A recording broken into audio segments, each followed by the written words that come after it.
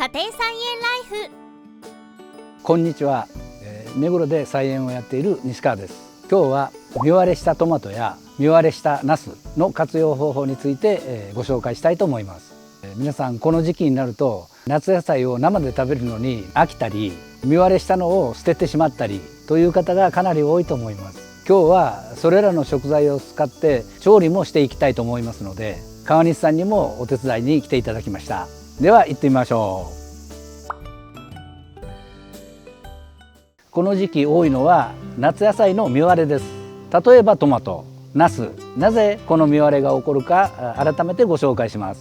トマトの場合、赤くなって糖度が増してくると、雨が降った時に表皮から水分を吸収して急に細胞が大きくなって割れちゃうということもあります。ですから急な雨はトマトには大敵です。はい、実割れしたトマトを放っておくとコガネムシやカナブンが来て捕食したりしますので、できるだけ早く収穫した方がいいと思います。ナスの場合、多くの例ではテントウムシダマシなどが来て表皮をかじります。すると表皮が硬くなって、次にナスが育って大きくなってくると急にパチッと割れてしまいます。これが実割れの原因です。トマトもそれからナスの実割れも食べることについては何の問題もないんですが、見た目はやはり悪いです。これについて皆さん捨ててしまうということが多くて、こちらの残渣置き場を見ても随分と捨てられているナスやトマトがあります。少し残渣置き場を見てみましょう。ちょうど捨てているトマトやナスがあります。初めての方や多くの方がこのように実割れをした野菜はすぐに捨ててしまいます。どうしたら活用できるのか、これについて今日はみんなで考えてみたいと思います。8月になりますと夏野菜も皆さん食べ飽きた方もいらっしゃるかもしれません。最初は皆さん生で食べているんですが、そのうちに生で食べるのも食べ飽きて、じゃあもういいやというような方もいらっしゃるかもしれませんが、調理方法を変えるといろいろ楽しめて、また夏野菜が楽しめるかもしれませんので、火を通した上で食べるのが適切かなと思います。今回私が提案するのはイタリアのシチリアカターニャ市あたりでよく食べられているパスタアラノルマという料理です。これはパスタにトマトソースをかけてナスをオリーブオイルで焼いたものを乗せて食べるという料理で、アラノルマのノルマというのはカターニャ市出身のベッリーニが作曲したオペラのタイトルから来ています。それほど有名な料理で、カターニャ地方ではお昼に皆さんよくこのパスタアッラノルマを食べています。ではまずトマト、ナスの劣化したものを取っていきましょう。こちらはテントウムシダマシが表皮を食害したナスです。ほとんどの方が残渣置き場に捨てられてしまうんですが、今回はこれを活用していきたいと思います。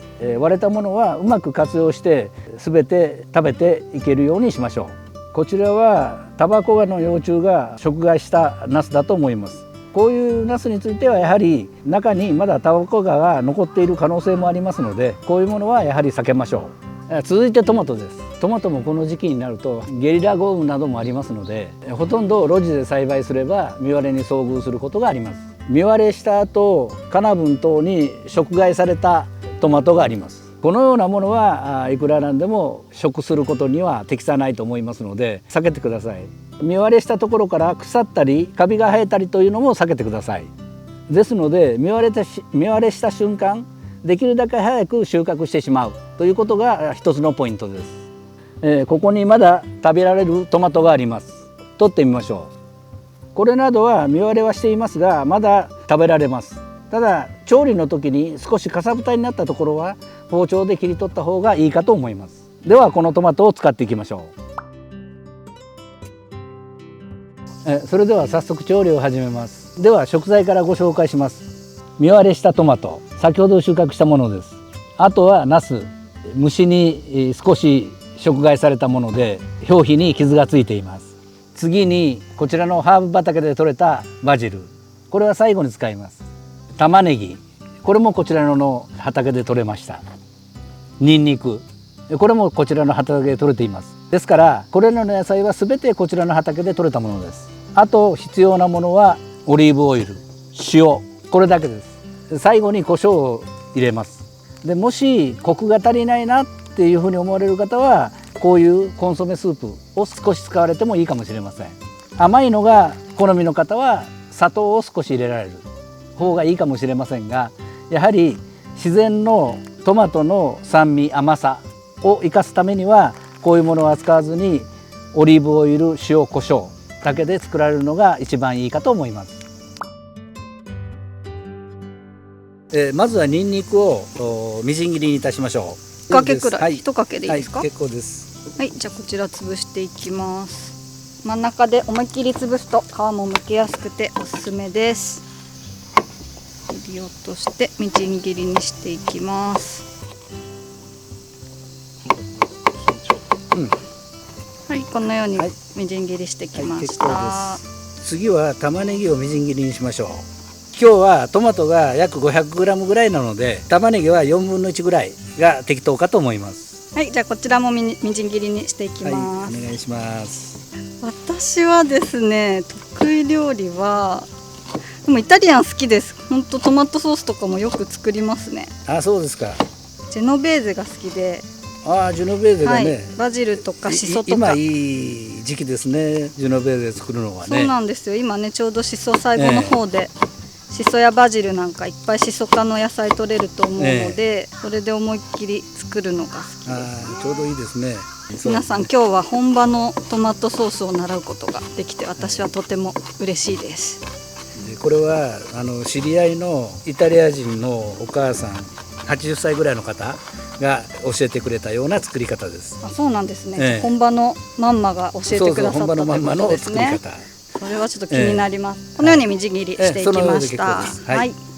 かなりひどい状態になってますが、これでも食べるところがたくさん残っていますので、まずはこの虫に食われて劣化したところ、これを取り除いて5ミリぐらいの厚さにスライスしましょう。はい。これでちょっとね表面が傷ついていたりするとちょっと嫌だなって思ってしまうと思うんですが、こちらもいけますね。大丈夫です。西川さん全然。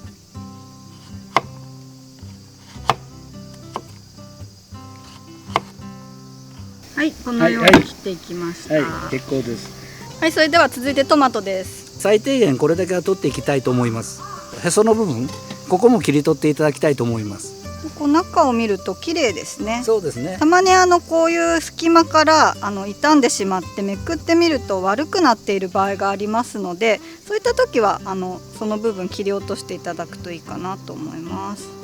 でこちらもちょっと落としていきます。はい、じゃあ4等分していきます。それでは全部の材料が準備できました。で調理にかかります。それではナスを揚げ焼きにしていきます。オリーブオイルを少し多めに入れた中にナスを入れていきます。火が通ってきたら一度ひっくり返します。はい、このように焼いていきます。美香さん、少しね焦げ目がついた方がいいですよね。そうですね。少し焦げ目がカリッとついた方がこうしてきたらいいと思います。こんな感じでいいですね。はい、それで結構です。はい、じゃあこちらで一度取り分けていきます。それでは一度取り出しましょう。オリーブオイルを少し足して、まずはニンニクを炒めていきましょう。ニンニク入れていきます。はい、ニンニク焦げないように。はい、ニンニクの香りが油に移りましたので、次は玉ねぎです。はい。はい、じゃあこちら炒めていきます。続いてトマト入れていきましょうね。はい、トマトを入れましょう。はい、お願いします。西川さん、いい香りしてきましたね。いい香りですね。時間は約15分から20分ぐらいよく炒めてください。途中でもしかしたら水分が飛んでしまうかもしれないので、その場合は少しお水を足していただければいいかと思います。トマトの形がなくなるまで炒めるのがポイントです。はい、それでは、味付けとしてお塩を入れていきます。今これくらいの量一旦入れますが、ちょっと薄いかもしれないですか？そうですね。味を見ながら、はい、足していった方が安全かと思います。はい、じゃあお塩のみ入れてみてください。お塩のみ入れて炒めていっていただいて、これはちょっと水分が足りなくなってきたから、はい、じゃあちょっと水分足りないので水分を補充します。これ火加減はちょっと今強そうですけど、こんな強くてそんなものでいいです。大丈夫ですか？はい、強い方がいいですから。強くてガンガン飛ばす感じで大丈夫ですか？そうです。旨味のバランスが取れて変に甘くないですから、えで私はこの方が好きです。完熟した甘いトマトよりも酸味がしっかりある方が、はい、だいぶ煮詰まってきましたね。はい、ここでじゃあ最後に仕上げに少し胡椒を入れます。はい、はい、そしてここでパスタを入れていきます。投入して茹で上がったパスタを入れていって和えていきます。ちょっとこれトングが硬いのであれなんですけども、混ざりづらいんですけれども、